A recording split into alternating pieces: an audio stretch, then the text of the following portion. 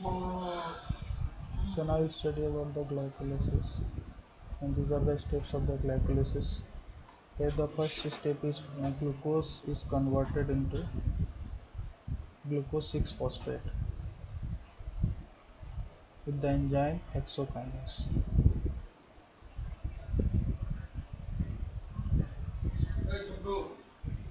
क्या है यार ये?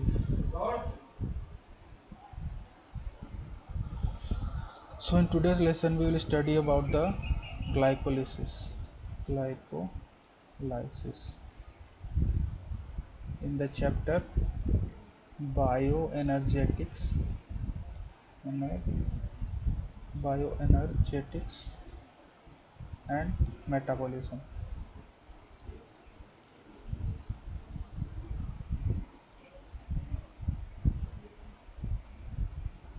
So basically glycolysis is the process where the breakdown of or splitting of glucose takes place. So it comes from the Greek word which means glykis meaning sweet and lysis meaning splitting. And this path is also called as Embden-Mehrenhoff pathway, EMP pathway. It is an oxidative process in which one mole of glucose is partially oxidized into two molecules of pyruvate. So glucose is basically oxidized into two molecules of pyruvate. Okay, so this is the main funda of the glycolysis.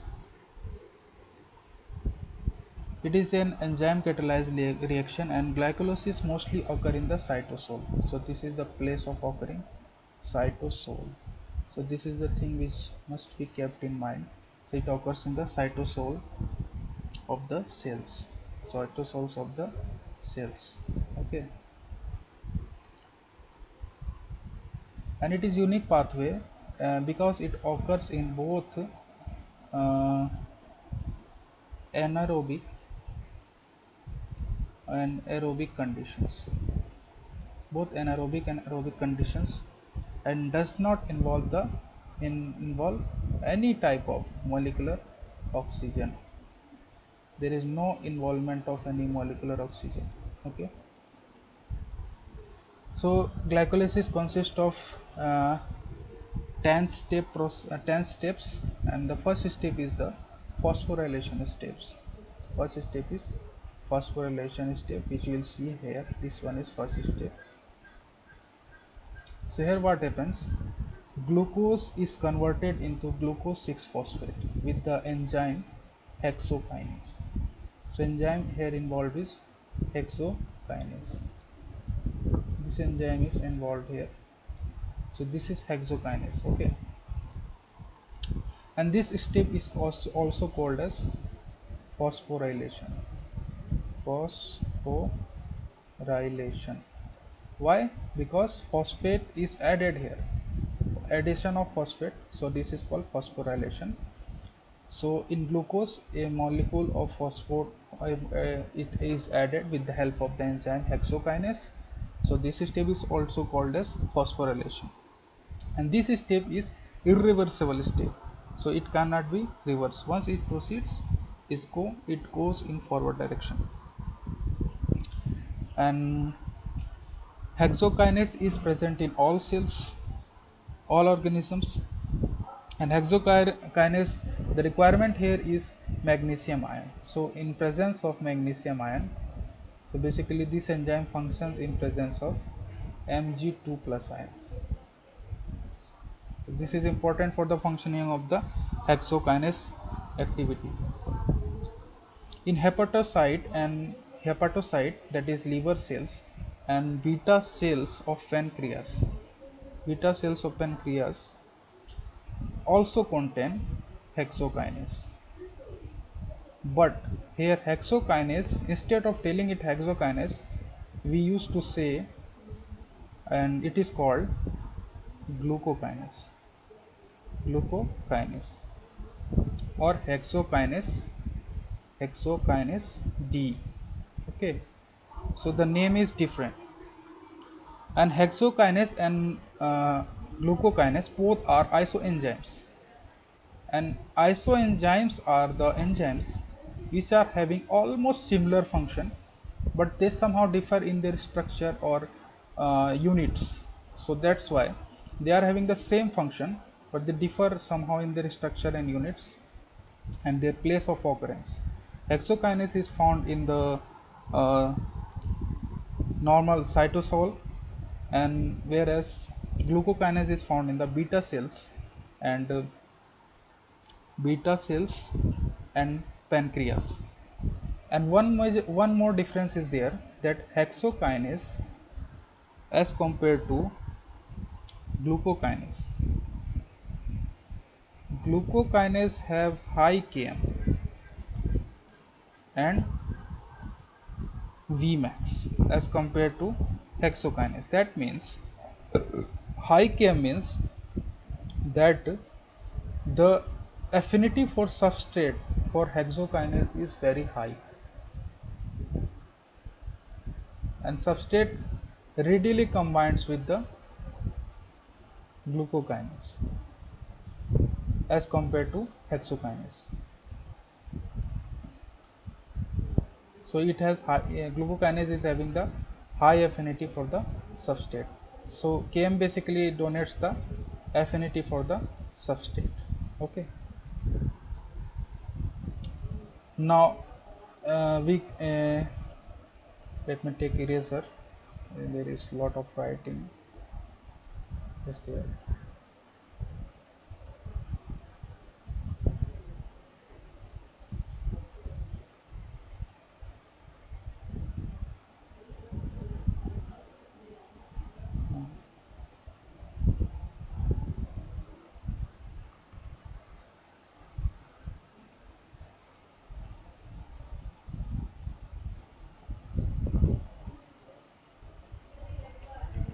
That will be fine. So now we will see about the second step. The second step is basically a isomerization reaction. Isomerization reaction, and it is reversal rearrangement of the chemical structures. So glucose 6 phosphate is converted into fructose 6 phosphate with the help of the phosphoglycose isomerase. Actually it is the isomerization reaction where the conversion of glucose to fructose takes place.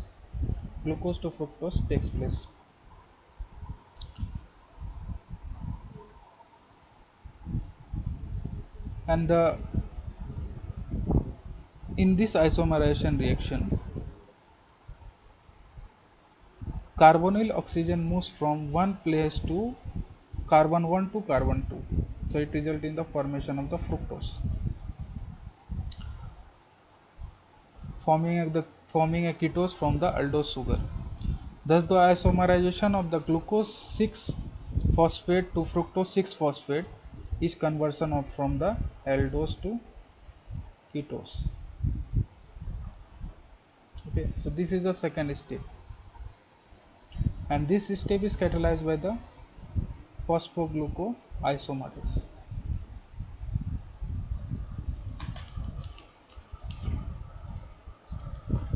Now we'll see about the third step.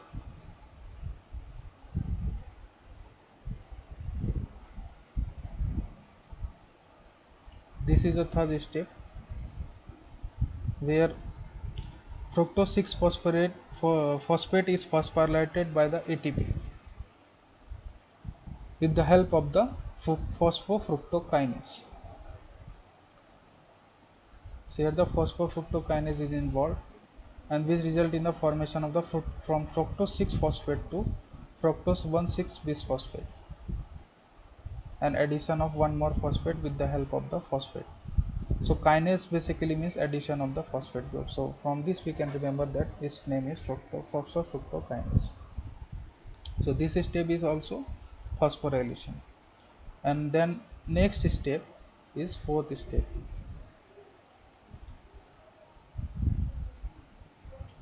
In next step you can see there is splitting. So this step is also called cleavage. The fructose 1,6-bis-phosphate is clipped to produce two carbon molecules, two three carbon molecules. Sorry.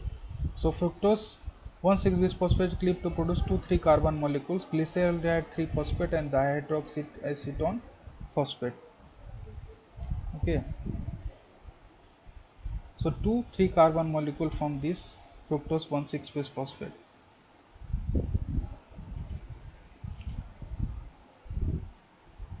And this reaction is catalyzed by the aldolase. So this reaction is catalyzed by aldolase. So basically cleavage takes place here. So this is the step 4.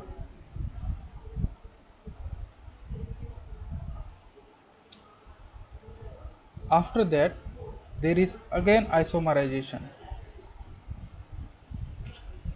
So this dihydroxyacetone phosphate is isomerized to form glyceraldehyde 3-phosphate. So this is the fifth step.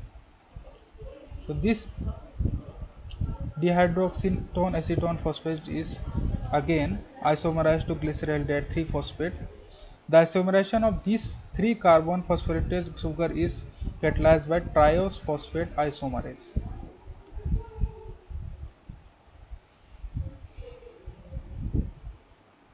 So this is catalyzed by the triose phosphate isomerase.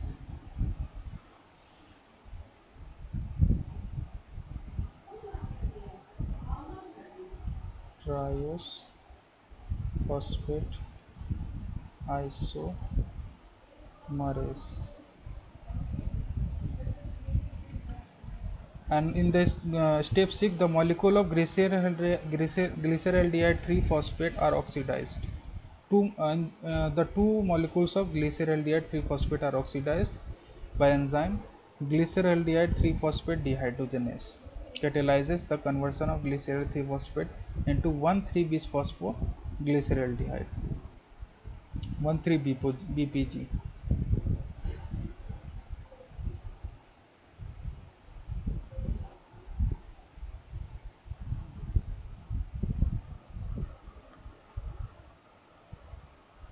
Glyceraldehyde 3-phosphate is are oxidized by enzyme glyceraldehyde 3-phosphate dehydrogenase.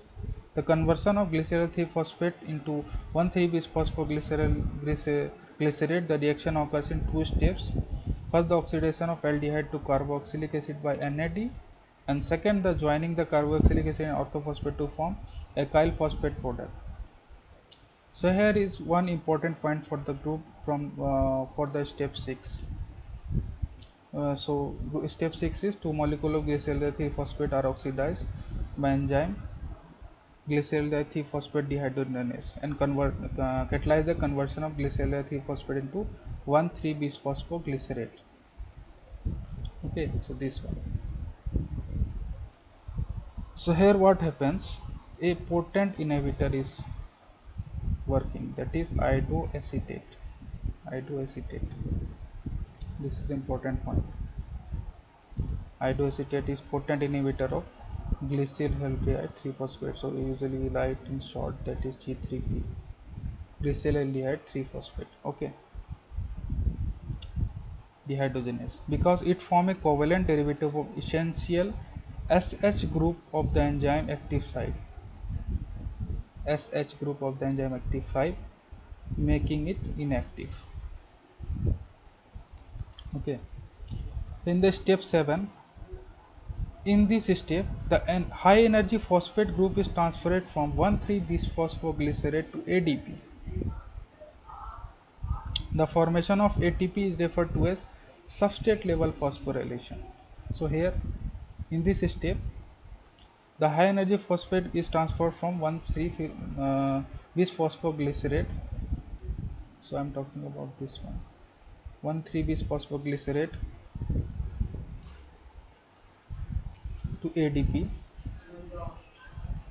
and the formation of ATP is referred to as substrate level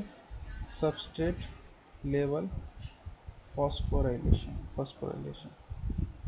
Because the phosphate donor 1,3-bisphosphoglycerate is a substrate with high priority transfer potential, the step is catalyzed by phosphoglycerate kinase. So this one is phosphoglycerate kinase. And now in step 8, the remaining phosphate ester linkage in 3-phosphoglycerate, this one, which has relatively low energy of hydrolysis, is from carbon 3 to carbon 2 to form 2-phosphoglycerate. The removal of water from 2-phosphoglycerate creates a high energy enol phosphate linkage. The enzyme is catalyzed in this step. Enolase is inhibited by fluoride. So this step is catalyzed by the enolase. The removal of water from 2-phosphoglycerate create a high energy in phosphate linkages, and the enzyme catalyzing this step enolase is inhibited by fluoride. So this is inhibited by fluoride.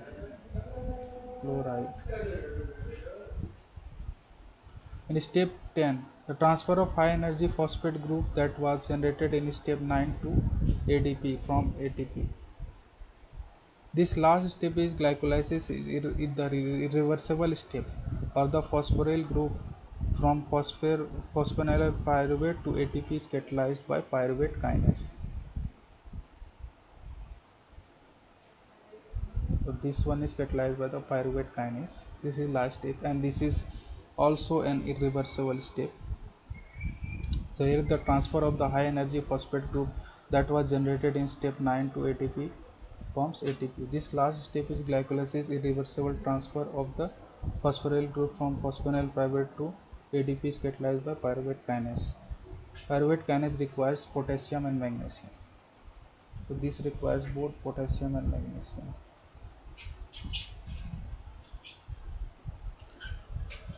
So if we will talk about the net overall reaction, then we can write it as net reaction as net reaction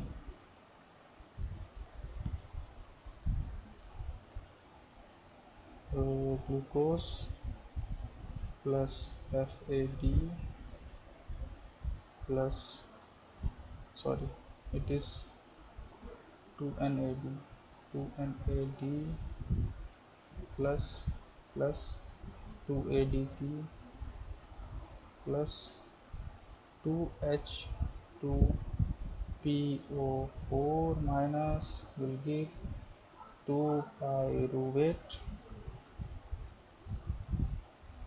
plus 2NADH plus 2 ATP plus 2H2O. So this is the overall net reaction. In the next video we'll talk about the overview of the glycolysis overview. So thank you.